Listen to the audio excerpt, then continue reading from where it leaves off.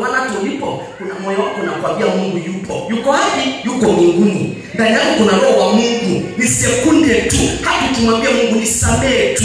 Yaani sekunde hiyo mbingu zinawasiliana na wewe na msamaha utakuja na itaambatana uponyaji na watoto watafunguliwa. Sema basi fara. Akasemaje? Na kuwasamehe dhambi yao. Na kuwasamehe dhambi yao. Na kuiponya nchi yao. Na kuiponya nchi yao. Sasa anasema na kuiponya nchi. Kumbuka hapa tunaposema nchi ni ardhi. Kitu cha kuponya maana kinaweza kikaugua. Kikaumwa. Maana ardhi yako inaweza ikakabidhiwa magonjwa. Ardhi yako inaweza ikakabidhiwa mateso.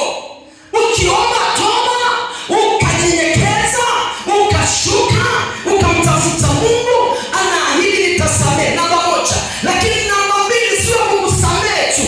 Anasema namba 2, anasema anaiponya nchi yako. Tunaposema nchi ardhi yako, maana yake akishuka kishapokea toba yako, kinachofuata pale pale walikotangaza atakaa mpaka atakimbia. Pale pale ardhi itachukua vitu ambavyo kila mtu atajiuliza, hivi imekuaje? Hivi imekuaje? Hivi imekuaje? Yule anaitwa na kisukari, ana pressure, tunafikiria saa yote atakufa.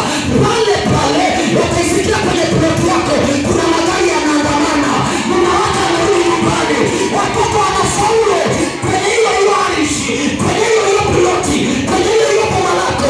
Bwana ataiponya arishi yako. Bwana ataponya banda la kuku. Bwana ataponya banda la kuku, banda la ng'ombe. Bwana ataponya mpaka na watoto. Walichotarajia hakitakuwa.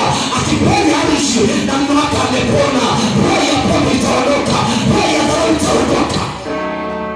Nasema ardhi yangu Mungu naomba iponye leo. Lakini cha